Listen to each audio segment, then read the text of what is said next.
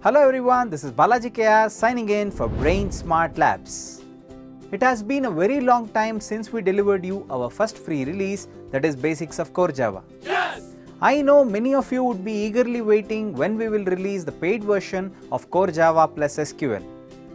Well, to be honest, it takes a lot of time, energy and resources for me to make one single video. Oh, really? You believe it or not, each programming subject like Java goes up to 70 to 80 hours of online video content. And making this 70 to 80 hours of video content in one single release is not just impossible but also a nightmare. Now you only tell me, by the time I finish all my videos on Core Java, you all would have passed out your engineering and all would have become tatas and ajis.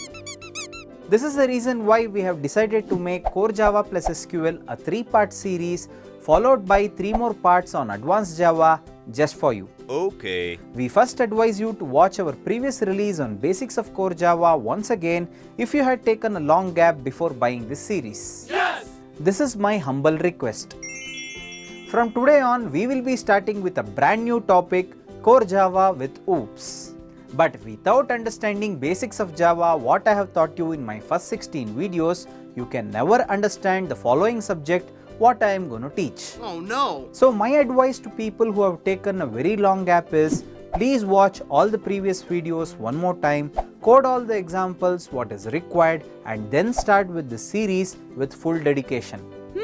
In this series, mainly I will be covering 2 topics. Yes! Number 1, I will be teaching you OOPS, which is very important if you are aspiring to become a software developer. And number 2, I will be teaching you a little bit of Oracle database, as this will be setting the base for our future series which is on its way. Bravo! Without learning database and by just learning Core Java, you can never survive in today's software industry. That is correct. Forget that. Without learning UI and JavaScript, they will throw you out of the company if you are not a full stack developer. As I have told you in my first video only, all applications today have a database in the back end, and to work on it, you should know how to communicate with it. Likewise, all applications have a front-end UI, and as a full stack developer, you should know one or more JavaScript frameworks for you to design an excellent UI. Okay. More on this I will be teaching you when I start those topics. For now, let us start with what we taught in our previous series. In our previous series, Basics of Java Programming, in the first video, we had given you a brief introduction of software industry today, and here we made you understand the importance of Java language. In the second video, we started with history of Java followed by installation of Java Development Kit onto our PC. In this video, we also showed you how to do the path setting and class path setting, which was an important step, followed by writing code and executing your first Java program. In the third video, we had clearly explained you the architecture of Java, followed by installation of a programmer-friendly editing tool by name Edit+. Later in our fourth video, we executed a few programs on addition and concatenation, followed by a brief introduction on building blocks of Java language. Here in this chapter, we taught you character set, keywords, identifiers and variables, which acts as an integral part of any program that you write in Java today. In our fifth chapter, we gave you a brief introduction to all 8 primitive data types, and here in this chapter, we taught you how does primitive typecasting work in Java. Likewise, in our sixth chapter, we taught you how to declare and initialize an array with which you can store multiple values of a same data type inside a single variable. In our 7th chapter, we gave you a brief introduction on literals and operators, which again acts as an integral part of any program that you write in Java today. In our 8th chapter, we demonstrated you the command line arguments, wherein you will receive the inputs to your program from the command line in the form of a simple string array. In chapter 9, we started teaching you control statements, and here we covered all conditional statements, which includes if else, else if ladder and switch case. In chapter 10 and 11, we clearly explained with relevant examples how does a loop work in Java, and here in these chapters we covered for loop, while loop, do while loop and enhanced for loop, which is especially used in iterating arrays and collections. In chapter 12 and 13, we mainly focused on jumping and branching statements, which included break, continue and go to, which are very important as you program more and more using loops. In chapter 14 and 15, we clearly explained you methods in Java, which is the last building block in your syllabus. Without learning this, think your programming days are over. Coming to the last chapter, that is chapter number 16, we taught you what is a scope in Java, and here we showed you the importance of life scope of various entities that you see in Java programming. All programs and examples in chapter 14, 15 and 16 are very important if you want to proceed with our new series. Okay. So we sincerely advise you, program first, revise once or twice before you start with our new series Core Java plus SQL. Today, as I will be introducing you to OOPS, we will be having a long hour in class. Yes! Let me not waste much time and let us start seeing the first chapter in this series, a big intro to OOPS. Guru, you are saying OOPS from that time. Yen OOPS andre? The full form of OOP is Object Oriented Programming, and if you are asking me what is OOPS, OOPS is a programming model which will help you to program in a better way. Programming model la? Angandren Guru? Well, if you are asking me what is a programming model is a feature prescribed by a language which describes the methodology that we can use to build our program. Methodology na? Can you explain this in a better way? Every programming language in this world has a model prescribed for programming. Some programming languages have top-down approach where all the code will be executed from top to bottom and no lines in between. Few other programming languages have bottom-up approach where all the code will be executed ulta, that is bottom to top and no lines in between. Okay. Likewise, C language has one programming model, C++ has a different programming model, Ruby has its own programming model, and Python has its own programming model.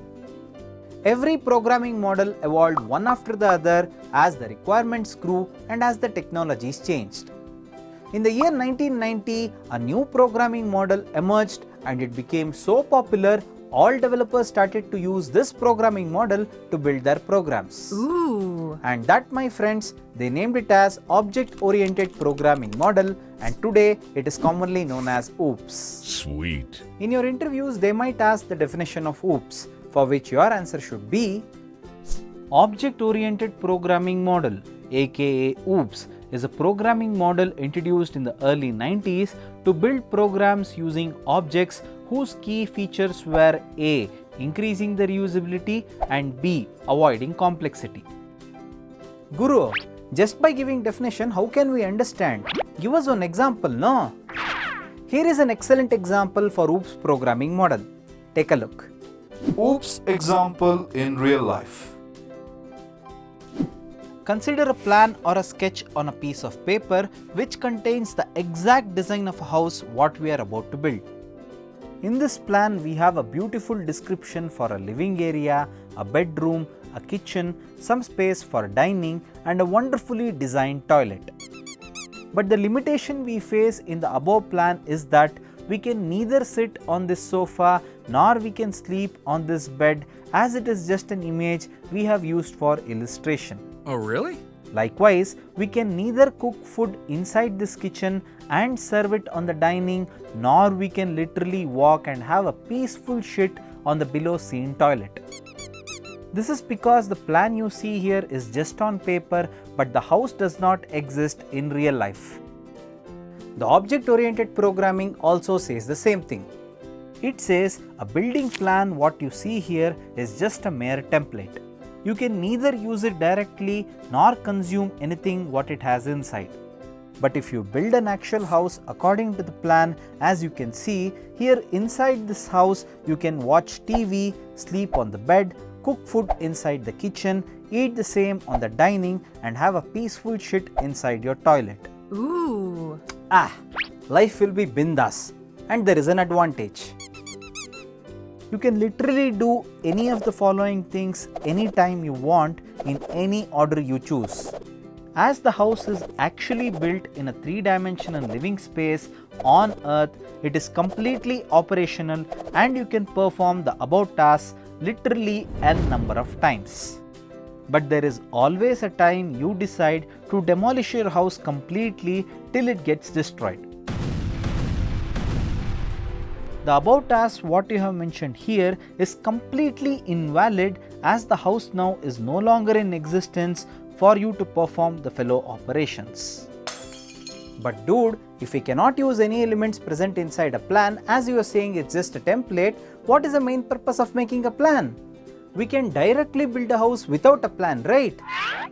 Dottale nimdu adbud bute. Hey Guldu Khan, do you really even know what is the advantage of making a plan? Advantage of making a plan.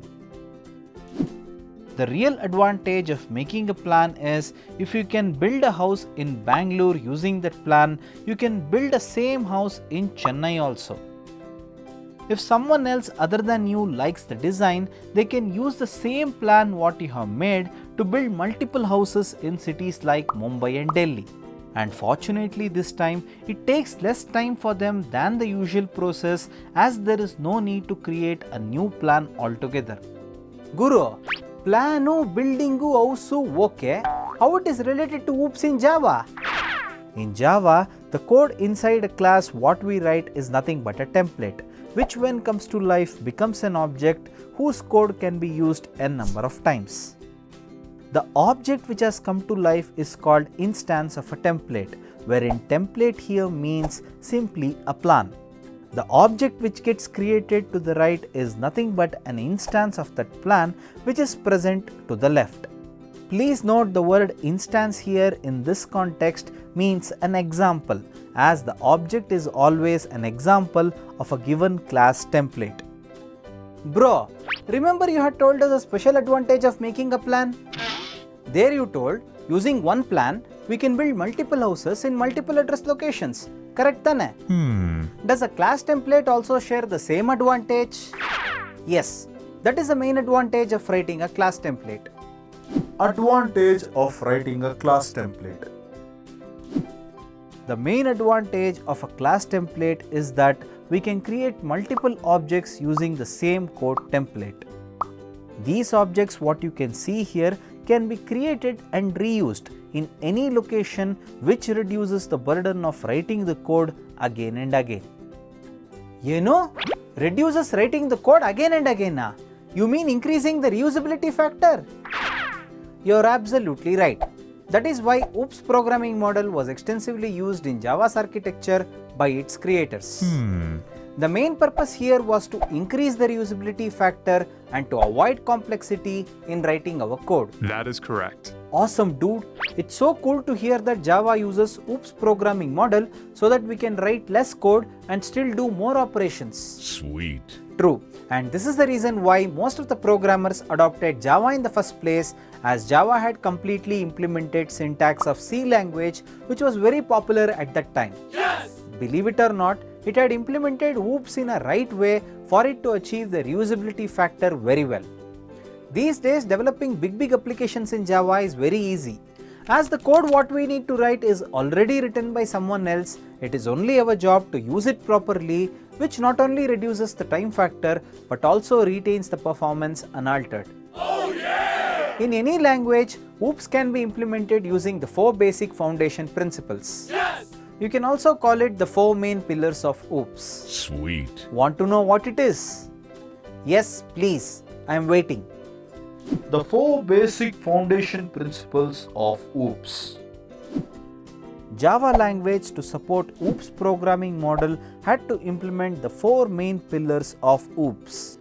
They are number 1, encapsulation, number 2, polymorphism, number 3, inheritance, and number 4, abstraction.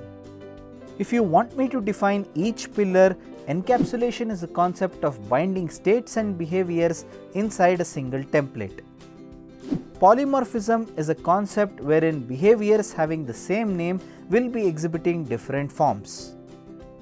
Inheritance is a concept of inheriting properties present in one class to another class, that is parent template to child template. And abstraction is a concept of hiding implementation details of essential programming logic away from the user of that particular object. Guru, just by telling the definitions, how can we understand? You should also teach us how to code, right? Kanna, I am here to explain only, not to run away by clicking next like your posh corporate trainers. For you to completely understand, you have to code with me example after example. Okay. Trust me, even if you miss one example in OOPS, think your programming career is doomed. Frankly speaking, in my Core Java series, I will not be teaching you Java as a language. Instead, I will be teaching you only OOPS and how you can program using OOPS. Tomorrow, if you want to learn Python, again you have to learn the same OOPS.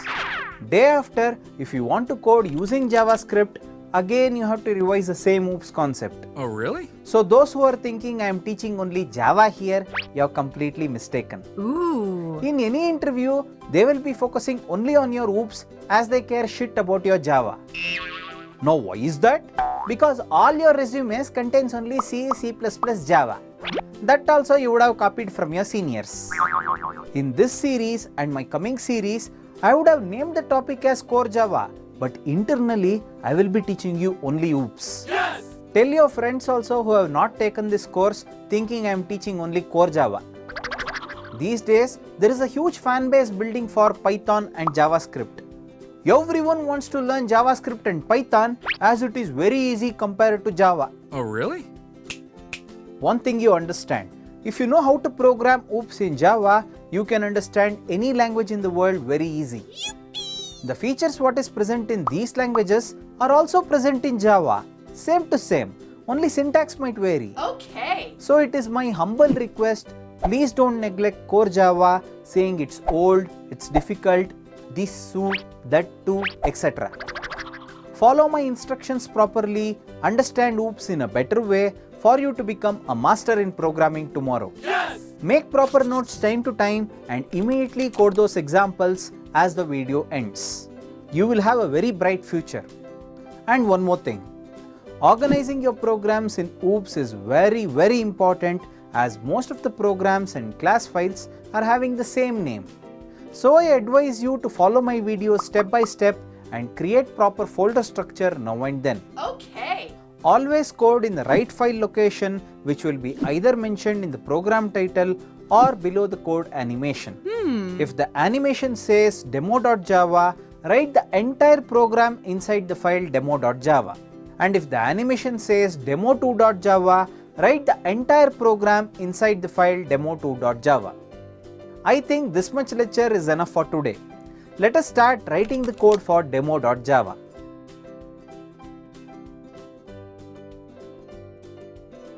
In my computer, go to D drive and then go to our workspace folder. Go inside the basic examples folder and inside this create a folder by name 11 OOPS. This is a very important folder from now on as all our programs related to OOPS will be stored over here. So I kindly advise you follow the exact convention what I am teaching as it is very important for now and you will understand this later. Now go inside this directory and here create a new folder by name 01 intro to OOPS. This is a place where we are going to save all our programs only related to today's class. Once the folder structure is ready, I am going to teach you how to write the first program on OOPS. Find the icon Edit Plus on your desktop and double click to start the application. Inside this to your left, please make sure you select D drive from the drop down. Now double click on Workspace, double click on Basic Examples and then double click on the folder 11 OOPS what we just created few minutes ago. Now please make sure you double click on the folder 01 intro to OOPS before you start coding, and in line number 1, let us start typing the code. Type CLASS class space BOX box space and press enter. Now open a flower brace in line number 2 and close the flower brace in line number 3, which is a very important step at this juncture. Take the cursor to line number 2 and this is the place we start writing our code inside class box. Declare the first variable int l equal to 5 inside our class box. Declare the second variable int b equal to 5 inside our class box. Declare the third variable int h equal to 5 inside our class box. The three variables l, b, h what we have declared are known as instance variables of class box. More about instance variables I will teach you as the series continues. Now press enter and type a method by name printVolume inside our class box, whose return type is void, and the method here has 0 input parameters declared. This method what we have declared over here will later be used by us to print the current volume of our box object.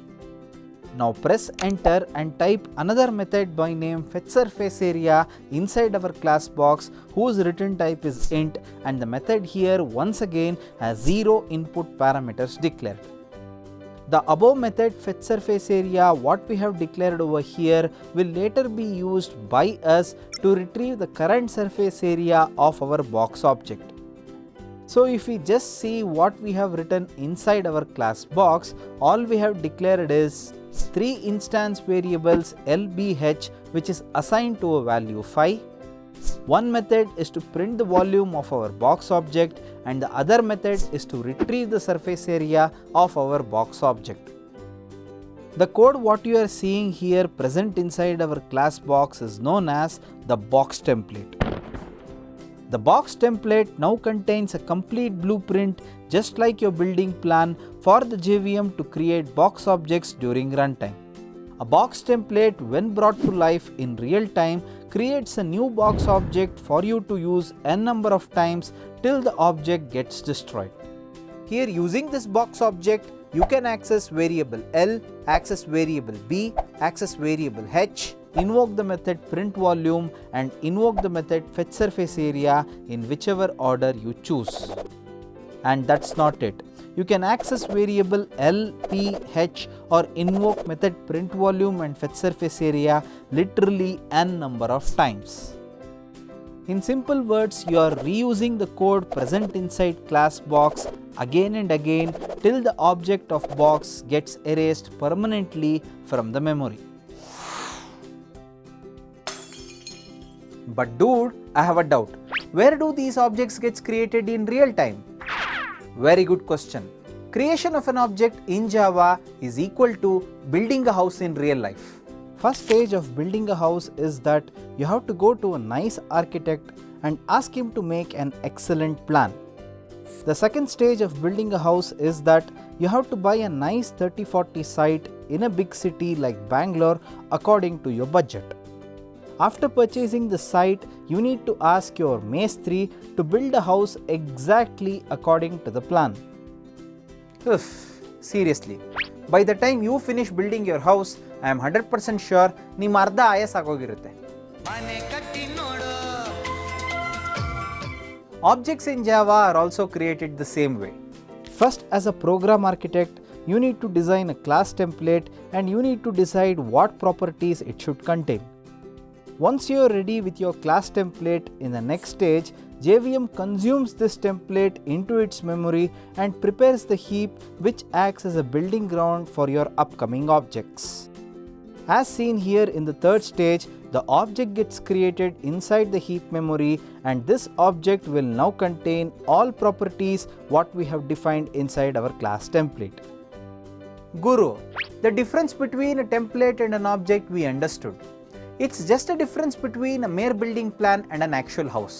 But my question is, how do we create this object? Chala, I am coming there only. Let us start seeing how do we create an object in Java.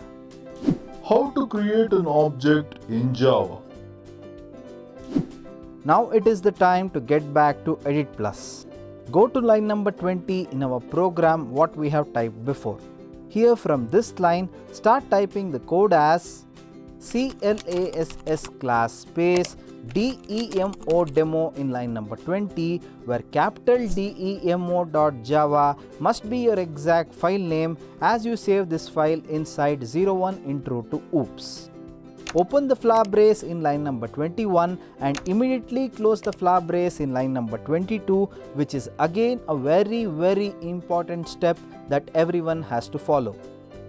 I have seen many students who just type the code from top to bottom and in between they miss closing the flower brace. The moment they get these many compilation errors, arachkoladu. Java is difficult, Java is difficult. I have told you 1,000 times. Understand the code what you are typing, else you will not understand anything in programming. By closing the flower brace then and there, you will be clearly able to differentiate a class scope, a method scope and various local scope present inside your code. Okay. Hello, Nimge. Just by mere typing the code from top to bottom, you will not understand anything inside a subject. So my kind request is, whenever you type a program on your PC, always make sure when you open a flower brace in one line, immediately close it in the next line. Then only start writing the code in between, which gives you a correct picture on what you are coding. In fact, this is the quality what company expects you before hiring in days to come. They will ask you to code a snippet on your notepad and there they will analyze. How many lines did you take? How many mistakes did you commit? Have you done indentation or not? How much time did it take for you to identify your mistakes, etc. If you don't survive this round, even if you score out of out in other rounds, you will simply be rejected for the silly mistakes you commit. Maintaining the code quality, neatness is very important. The tab spaces what you give, the camel casing what you use to name everything, the industry standard conventions what you follow, what I teach you every day is very important for you to get a job. So I request you with closed hands, follow the conventions what I teach while coding any program on your PC. Else it would be a very hard time for you to get a job anywhere as a fresher. Mind it. Shanti, Shanti, cool. Now coming back to Edit Plus, inside class demo in line number 22, start typing your main method. That is public, static, void, main and string args in small parentheses. Again here once again open a flower brace in line number 23 and close the flower brace in line number 24, which demarcates the local scope of our main method. Inside this method, start typing the following phrase as box space b space equal to symbol space new space box, open and close the small parenthesis and at last end the statement with a semicolon. That's it. Kaboom!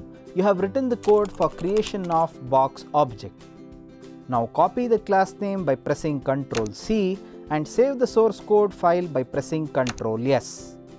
Here at this point, make sure you are in the same folder structure what you had created before. The source code file for this class should be saved in the folder 01 intro to oops. So please take care of it. Now delete the default file name provided and start typing a new name starting with a double quote. Paste the class name what you have copied before by pressing Ctrl V for you to continue typing .java and close the file name with another double quote. Now save the file by pressing the button for your program to create the first Java object. As I wobbled here and there, let me repeat one more time how you should write your source code. In the first line of your source code demo.java, we need to first write the statement class box. In the second line, we have a flower brace opening which indicates the start of the class scope. In line number 3, 4 and 5, we have declared 3 instance variables L, B and H whose data type is int and whose values are assigned to numerical value 5. In the next few lines, we have declared our first method print volume whose return type is void, which contains the logic of calculating the volume of the box and printing the same. Next, inside our class box, we have one more method declared by name fetchSurfaceArea whose return type is int, and this contains the logic for calculating the surface area of the box object and returning it back to the caller. Make sure you have closed the class scope with flower brace in line number 23. If not, you will get a compilation error. In line number 25, we declare another class by name demo, which contains our main method and it is the starting point of our execution. Make sure the same name is given to our file name, as this is a class which contains the main method. Again I am repeating, if you do not follow this convention, you will not get any compilation error, but when you run this program, you will get a lengthy error which says main method not found inside your class blah blah blah. After declaring class demo in line number 25, open the class scope with a flower brace. Here inside the scope of class demo, write our main method, that is public static void main, and inside this main method we have our statement to create a box object, that is box b is equal to new box. Make sure you have enclosed the main method by closing a flower brace which demarcates its local scope.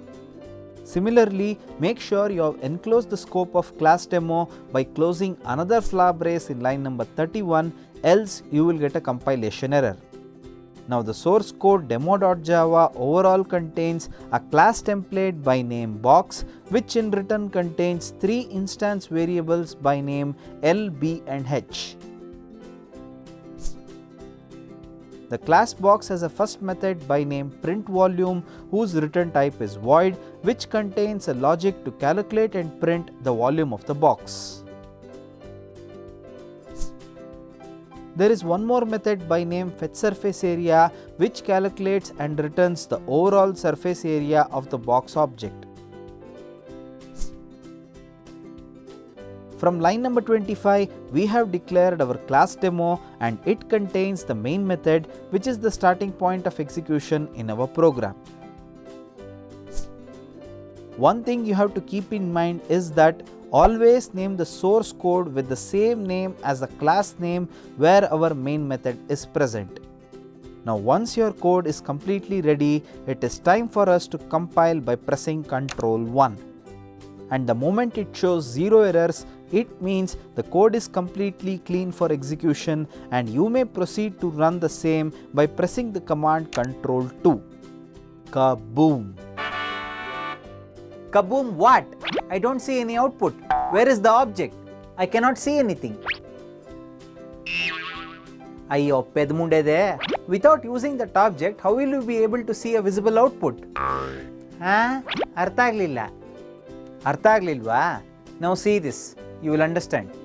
In your building plan, as you can see, you have a living room, bedroom, kitchen and dining. I have told you before only that as the plan is on paper, you cannot use anything inside your building template for now. But once you build a real house as per the building plan, you can use these things inside your house n number of times. But please remember, the house by itself will not do any work until and unless you start using it. If you keep the house idle, it will stay idle and all items inside the house will remain unused till you properly use it. Similarly, inside our class template, we have 3 variables L, B and H, and we have 2 methods printVolume and fetchSurfaceArea. After we create an object of type box using the given class template, of course, we will be having all variables and methods inside our box object. But please remember, the object by itself will not do any work for you unless and until you start using it.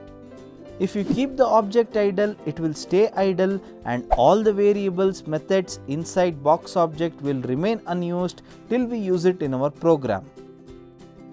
Okay, to get some output on screen, you told we should use the box object. Now let me come straight to the point. How to use the box object what we have created? To use the box object what we have created in line number 24, just type the following code in line number 25.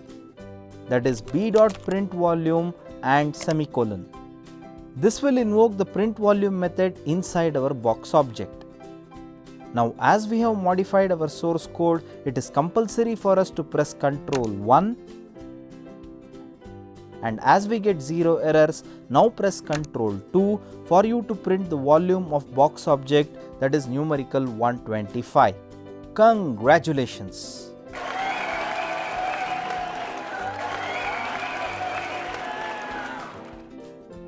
Awesome, simply awesome. Now let us comment this line and try to fetch the surface area of our box. Create a new int variable to receive the surface area written by our caller on the left in line number 26. In line number 27, write a SOP statement to print the value which is written by our caller. Compile the program once again by pressing Ctrl 1, and as you get 0 errors for the same, run the code by pressing Ctrl 2. And kaboom! Surface area of box is numerical 150, which successfully completes the usage of our two methods inside our box object. Congratulations!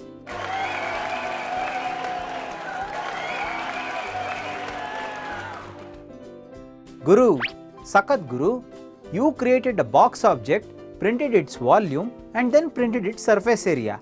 Indian beg Guru. This is nothing. We can do even more things using OOPS. Using a dot operator, we can access several things of our object box inside our main method. Like, we can print the length of the box by typing SOP b.l. We can print the breadth of the box by typing SOP b.b. Likewise, we can print the height of the box by typing SOP b.h. Compile the code by pressing Ctrl 1 and run the code by pressing Ctrl 2. And kaboom! Using a dot operator, you have successfully used all the members present inside your box object. Congratulations!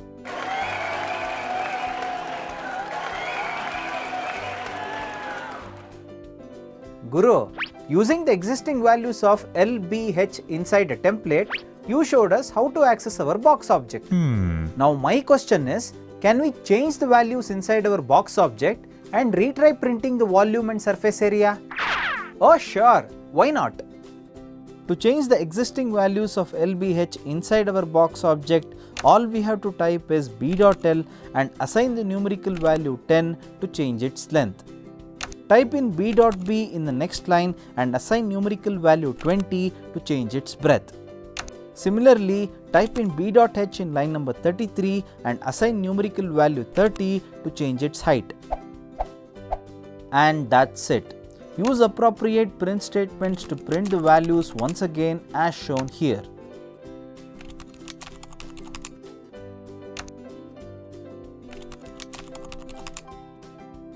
Once you are done with typing, compile the code by pressing Ctrl 1, and as you find 0 errors, it is clean to run the code by pressing Ctrl 2. Kaboom! You see, length, breadth, height of the box has been changed after you decided to alter the same.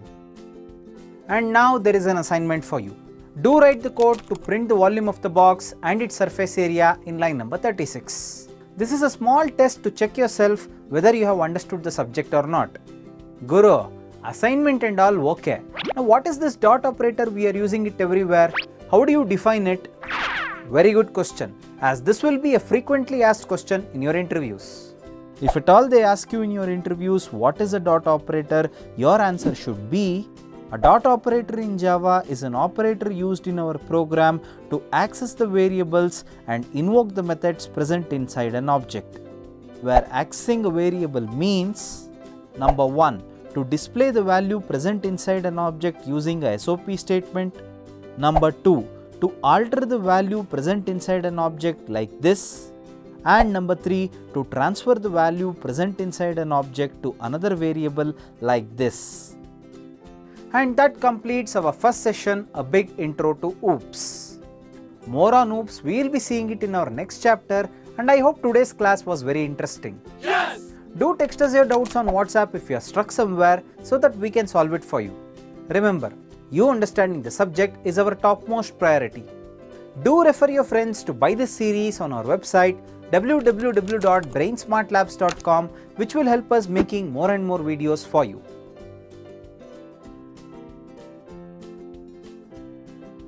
Until then, this is Balaji K.S. signing out. And you know what to do. ಮುಚ್ಕೊಂಡು ಕೊಡು ಮಾಡಿ. Bye bye.